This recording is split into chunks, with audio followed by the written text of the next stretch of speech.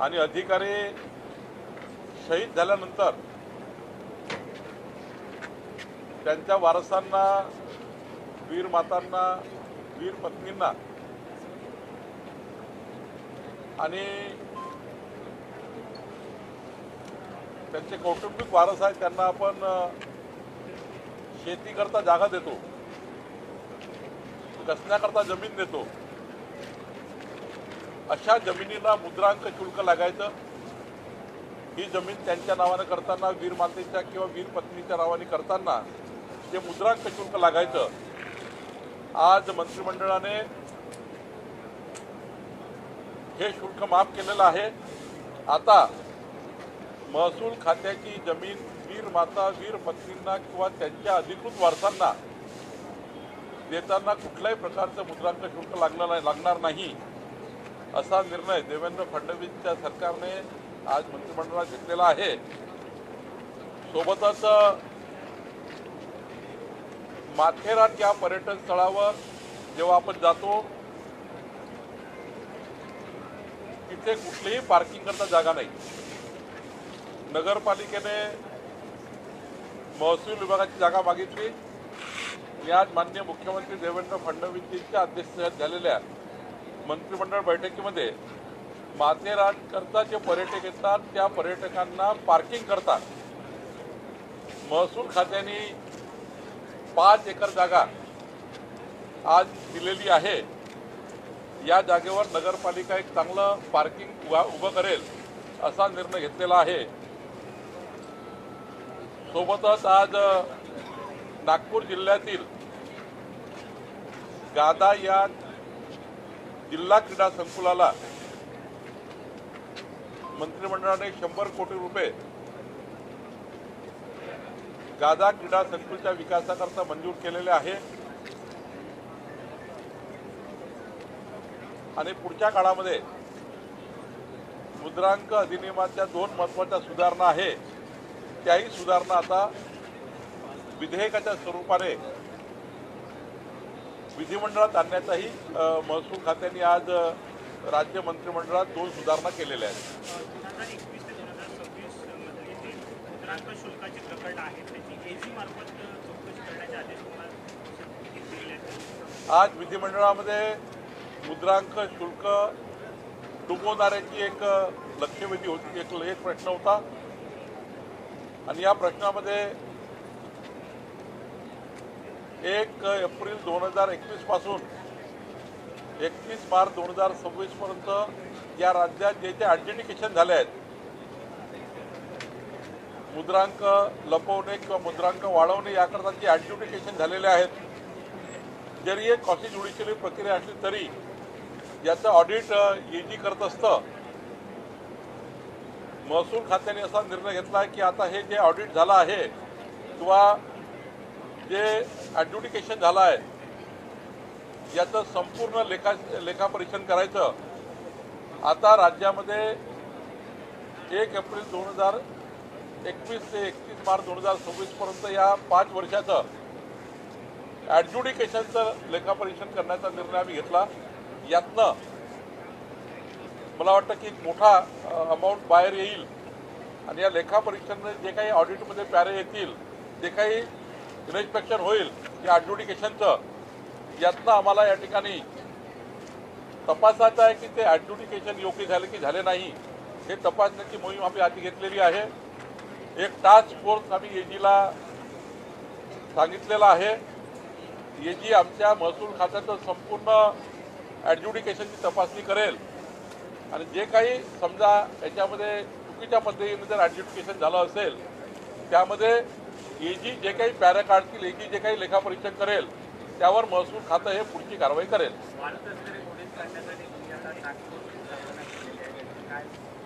मी माननीय मुख्यमंत्र्यांना विनंती केली आहे, हे वाळू माफिया आहे जे आमच्या तहसीलदारला, तलाठ्याला, पोलीस इन्स्पेक्टरला अंगावर वाहन चालवून नेणे, त्यांना जीवे मारण्याचं त्या ठिकाणी षडयंत्र करणे. नागपूरमध्ये तर आम्ही 1000 लोकांचा व्हॉट्सअप ग्रुप चेक केलेला आहे, तो चौकशीमध्ये आला आहे. जे सर्व्हिलन्स करतात की महसूल अधिकारी कुठून जातो, पोलीस अधिकारी कुठून येतात, त्यांच्या मागावर राहणे, त्यांच्या पिछ्यावर राहणे, आमच्या अधिकाराचा पाठलाग करणे, त्यांना जीवे मारण्याचा प्रयत्न करणे, असे जे प्रकरणं सुरू आहे, याकरता एक आम्ही गृह खात्याच्या सोबत बसून अशा वाळू माफियावर मोका माध्यमातून कारवाई झाली पाहिजे. आता MPDA करता येतं, पण मोक्याची कारवाई झाली पाहिजे. अनेक टास्क फोर्स राज्यामध्ये अशा वाळू माफियाला शोधून काढण्याकरता असला पाहिजे. याकरता आम्ही आज पुढे जातो आहे. आजच्या तारांकित प्रश्नामध्ये याबद्दलच्या उत्तर देताना मी सांगितलं आहे. सर, शिवसेनेचे खासदार संजय दिना यांच्या बाबतीत आज दिवसभरात पत्रकारांना शिवीगाळ प्रकरणी एक व्हिडिओ व्हायरल होतोय. प्रश्न विचारू नका, जर प्रश्न विचारले तर इथून पुढे मारहाण केलं म्हणजे मारल्याशिवाय माघारी पाठवणार नाही, अशा पद्धतीची भाषा जाहीरपणे अतिशय घाण शिवीगाळ त्यांनी केलेली पत्रकार. संजय दिना पाटील हे वाय सिक्युरिटीमध्ये आहेत. राज्य सरकारने वाय सिक्युरिटी दिली आहे. आपण जरी वाय सिक्युरिटी असली तरी मात्र पत्रकारांना शिवीगाळ करणे किंवा प्रशासनाला चॅलेंजेस करणे हे काही सिक्युरिटीमध्ये असलेल्या कुठल्याही व्यक्तीने करू नये. खरं तर या पद्धतीची कृती ही काही योग्य नाही. निश्चितपणे मी माननीय मुख्यमंत्री महोदयांची या प्रकरणाबद्दल बोलेल, पण संजय दिना पाटील साहेबांना माझी विनंती आहे की आपण सरकारच्या सुरक्षेमध्ये आहोत. अशावेळी मात्र ज्या प्रशासनाने आपल्याला सिक्युरिटी दिली आहे त्या प्रशासनाला चॅलेंजिंग भूमिकेमध्ये बोलणे, त्या प्रशासनासोबतच अशा पद्धतीचे चॅलेंजेस देणे किंवा पत्रकार जे आपल्याला या राज्याच्या सिक्युरिटीच्या भूमिकेमध्ये महत्त्वाची भूमिका निभवतात त्या पत्रकारांची किंवा त्या पत्रकाराबद्दल वाईट बोलणे किंवा त्यांना चॅलेंजेस देणे किंवा त्यांना धमकी देणे हे काही योग्य होणार नाही. निश्चितपणे याच्याबद्दल आम्ही लक्ष टाकू. ठाणे जिल्हाधिकाऱ्यांनी काही ठपका तुमच्यासमोर ठेवला आहे का?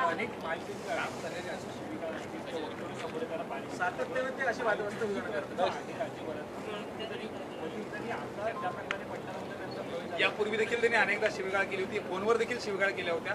महिला पत्रकारांशी देखील विक्षिप्तपणे फोनवर देखील ते बोललेले आहेत. मी तेच सांगतोय की राज्य सरकारच्या वाय सिक्युरिटीमध्ये असलेल्या किमान व्यक्तींनी राज्य सरकारच्या अधिकाऱ्यांना आणि राज्य सरकारमध्ये काम करणाऱ्या महत्त्वाच्या पत्रकारांना ज्यांना डेसिग्नेट पत्रकार आपण दिले आहेत त्यांना बोलणं, त्यांच्याबद्दल धमकी वजा बोलणं असं योग्यच नाही आहे. माननीय मुख्यमंत्र्यांशी आम्ही चर्चा करू, पण संजय दिना पाटलालाही माझी या माध्यमातून विनंती आहे, एकनाथ शिंदे साहेबांची चर्चा करेल की अशा पद्धतीचं बोलून आपल्याच सरकारमध्ये आपल्याच अधिकाऱ्यांना चॅलेंजिंग करणे आणि आपल्याच पत्रकारांना चॅलेंजिंग भूमिकेत बोलणे हे काही योग्य होणार नाही. निश्चितपणे यावर आम्ही चर्चा करू. सर, महायुतीच्या मंत्री गटाचे तुम्ही देखील समन्वयक आहात. ह्या अशा घटना ज्यावेळी घडतात, मग तो राष्ट्रवादी असू द्या, शिवसेना असू द्या किंवा भाजप असू द्या, 3 मित्रपक्ष असताना अशा पद्धतीने कोणी वागलं तर संपूर्ण सरकारची प्रतिमा मलिन होते. याबद्दल काही गंभीर कार्य किंवा त्यांच्या बाबतीत Y+ दर्जाचा सुरक्षा द्यावी की नाही, असा काही पुनर्विचार होणार आहे का? आणि या संदर्भात एकनाथ शिंदे यांनी देखील पाठराखण केल्याचं माध्यमांसमोर दिसलं की ते राऊतांना बोलत होते असं त्यांचा दावा आहे. याबद्दल तुम्ही काय बोलणार आहात? एकनाथ शिंदे साहेबांची नक्की चर्चा करू. ते कुठल्या संदर्भाने बोलतो ते मला याबद्दल चर्चा करायची नाही, पण किमान अधिकाऱ्यांना चॅलेंजिंग किंवा पत्रकारांना चॅलेंजिंग संजय राऊतांना काय बोलायचं ते बोलतील, तो राजकीय प्रश्न आहे. पण पत्रकाराबद्दल किंवा अधिकाऱ्याबद्दल PG असतील किंवा आमचे पोलीस अधिकारी असतील यांच्याबद्दल बोलणं काही योग्य होणार नाही. मी एकनाथ शिंदेची चर्चा करणार आणि आमची समन्वय समिती चर्चा झालीच आहे की राज्य सरकारला डॅमेज करणारे कुठले वक्तव्य महायुतीच्या कुठल्या आमदार खासदारांनी करू नये, आणि जर करायचे असेल तर आपल्या पक्षनेत्याला चर्चा केली पाहिजे, मदत केली पाहिजे.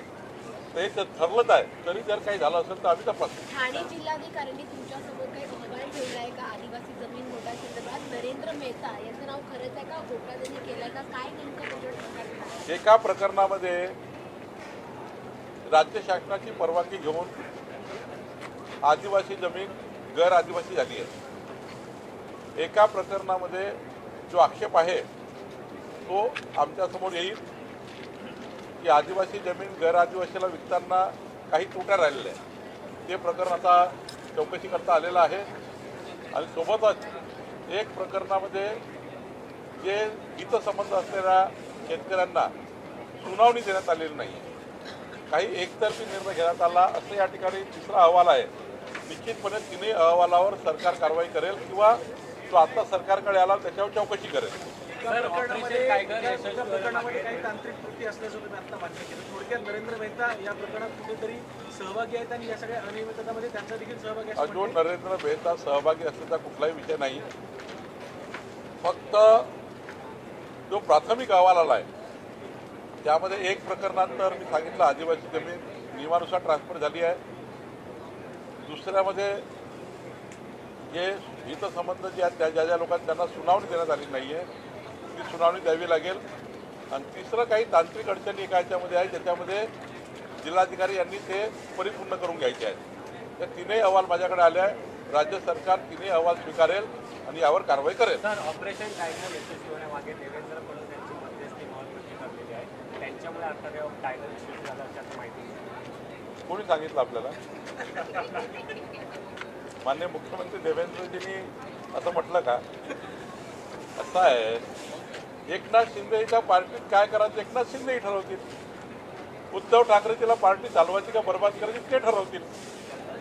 आणि एकनाथ शिंदे आपला पक्ष वाढण्याकरता आपलं काम करतात आहे. त्यामुळे यांच्यामध्ये भाजप कुठं आली? भाजपाचा का संबंध आहे? भारतीय जनता पार्टी या कुठल्याही विषयात नाही. ते एकनाथ शिंदेची पार्टी एकनाथ शिंदेची पार्टी आहे, उद्धव ठाकरेची पार्टी उद्धव ठाकरेची पार्टी आहे. त्यामुळं मला असं वाटतं यामध्ये भारतीय जनता पार्टीला आणणे योग्य नाही. थोडक्यात ऑपरेशन टायगरचा आणि भाजपचा काहीही संबंध नाही. काही संबंध नाही. भाजप पडद्यामागचे कलाकार आहेत असं म्हणतात. काही संबंध नाही. नाही, उद्धवजींना त्यांचा पार्टी किती मोठी करायची की लहान करायची, किंचित करायची का वंचित करायची हे उद्धव ठाकरे बघतील. आमचा काही संबंध नाही.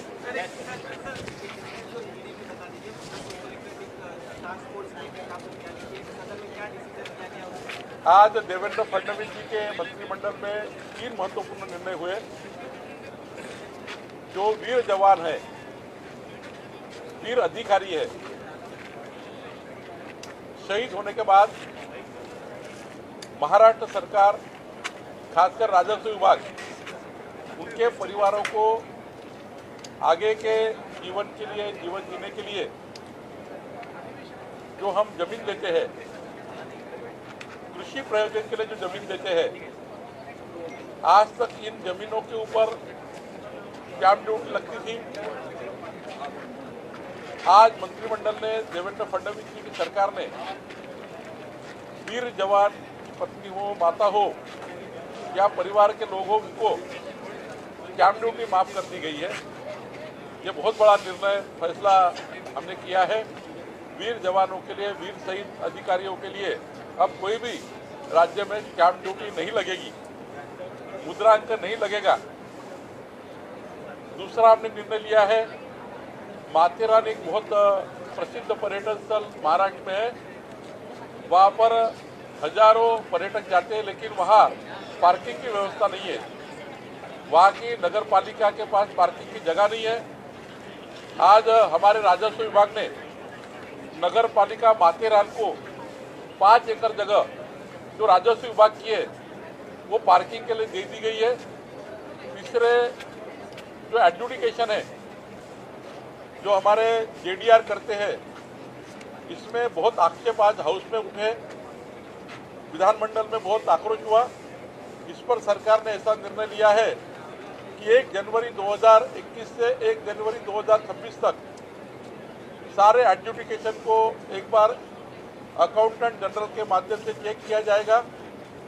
अगर गलत एडजुडिकेशन किया होगा, चाहे वो अर्धन्यायिक भी हो, उसको फिर एक बार चेक किया जाएगा. और जो ऑडिट पे आक्षेप आएंगे उसके ऊपर फिर एक बार सुनावनी होगी. ये भी निर्णय लिया गया. और तीसरा महत्वपूर्ण निर्णय, जो हमारे यहाँ स्टैंड माफिया है, इनके ऊपर मौका लगाना चाहिए.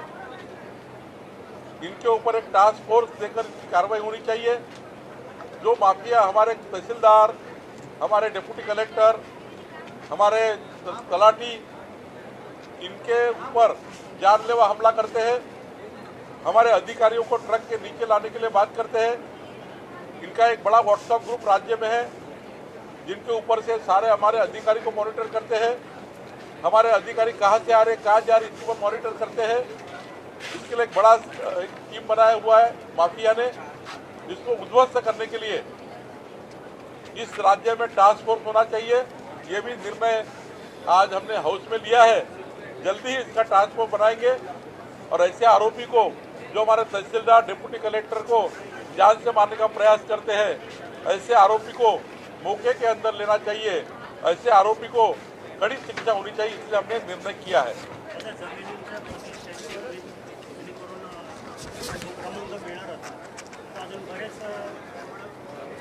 मोजणी झाल्यानंतर 2 कोटी अजूनपर्यंत सरकारी मोजणी बाकी आहे.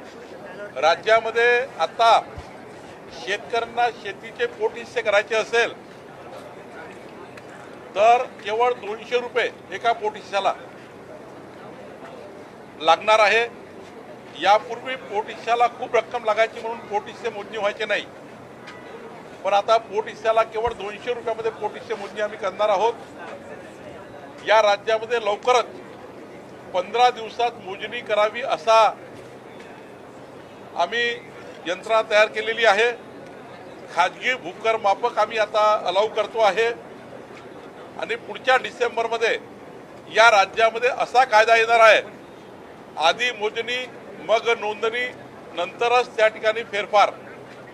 आता मोजणी केल्याशिवाय नोंदणी होणार नाही, रजिस्ट्रेशन होणार नाही आणि त्यामुळे असा कायदा आम्ही डिसेंबरमध्ये आणतोय। तोपर्यंत आम्ही आमची यंत्रणा मजबूत करतोय, तोपर्यंत 4000 भूकर मापक आम्ही आणतो आहे आणि या राज्यामध्ये यानंतर मोजणीशिवाय कुठलंही डॉक्युमेंट रजिस्ट्रेशन होणार नाही। ॲक्च्युली मोजणी झाल्यावरच आपल्याला खरी वस्तुस्थिती लक्षात येतं आणि त्यामुळे असाही कायदा आम्ही आणतो आहे, यालाही आता न्याय देतो आहे।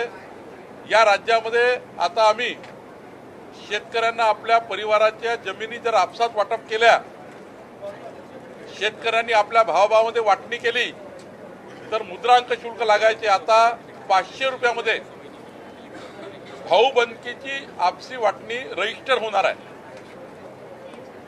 त्याचं रजिस्ट्रेशन आम्ही करून देणार आहे। 500 रुपयामध्ये भाऊबंदकीची वाटणी आता आम्ही मान्य करणार आहोत आणि एवढंच नाही तर महानगरपालिका, नगरपालिका आणि गावठाणामध्ये जे आमचे वडिलोपार्जित घरं आहे, या घरांना सुद्धा आता आपसी वाटणी करण्याकरता मुद्रांक शुल्क लागणार नाही। 500 रुपयाच्या स्टॅम्प पेपरवर जुने गावठाण वडिलोपार्जित घरांना, त्यांना सुद्धा आता आम्ही 500 रुपयाच्या स्टॅम्पवर त्यांचं अधिकृत नोंदणी करून देण्याचा कायदा आम्ही आणतोय।